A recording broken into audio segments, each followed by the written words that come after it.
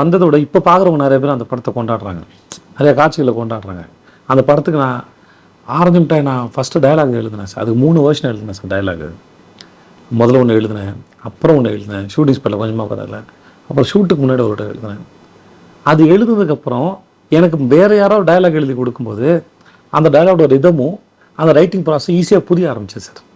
நானாக ஒன்று எழுதுனதுக்கப்புறம் எனக்கு அது புரிய ஆரம்பிச்சது. அது பிஜு சார்கிட்ட நான் பண்ணவே மாட்டேன்னு சொன்னேன். நான் இன்னொரு நண்பருக்கு 50,000 ரூபாய் அட்வான்ஸ் கொடுத்து நான் எழுத வேற சொன்னேன். அவர் it is not my kind of film அப்படின்னு அவர் ஃபீல் ஆச்சு. அதனால் அவர் அதை எழுதலை. பிஜு சார் எனக்கு சொல்லிட்டே இருந்தார். நான் 15 ஒரு டைலாக் வரும். அது நான் ஒரு நாள் என் ஆஃபீஸில் ஃப்ளோவில் சொன்னது. இப்போது உன் கண்ணுக்கு நான் நல்லவனா தெரிஞ்சேன்னா நான் நடிக்கிறேன்னு அர்த்தம், அதே நான் கெட்டவனா தெரிஞ்சேன்னா உண்மையாக இருக்கேன்னு அர்த்தம். ஆனால் எப்படிங்கிறது இப்போ நான் உன்னை இம்ப்ரெஸ் பண்ண ட்ரை பண்ணிட்டு இருக்கும்போது என்னுடைய உண்மையை மறைச்சி வைக்கிறேன். இதே நான் ஃப்ரீயாக இருக்கும்போது எனக்கு என்னெல்லாம் தோணுது அப்படின்னு நான் சொல்ல ஆரம்பிச்சேன்னா உனக்கு இப்படி எல்லாருக்குள்ளேயும் வேற ஒரு மனுஷன் இருப்பாங்க. அப்போது அதெல்லாம் வெளிக்காட்ட ஆரம்பிச்சிங்கன்னு வச்சுக்கோங்களேன், அது உங்களோட பிம்பம் உடஞ்சிடும். அப்போ எது உண்மைன்னு தெரியாது. இந்த மாதிரி கணக்கு சொல்லுவோம். அவர் அது மட்டும் விஜய் நீயே எழுத விஜய் அப்படின்னு சொன்னாங்க. சார் இது ஏதோ அப்போ வரும்போது வளர்றது சார், இது எப்படி சார் உட்காந்து சின்சார் எழுத முடியும்?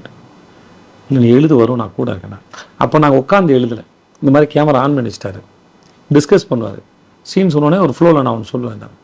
அப்புறம் அவர் அந்த வீடியோ பார்த்து அவர் ஆள் வச்சு எழுதினார். ஃபஸ்ட்டு வெர்ஷன் அப்படி தான் எழுதணும்.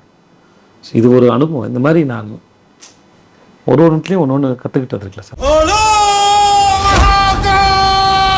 மகாராஜ் கி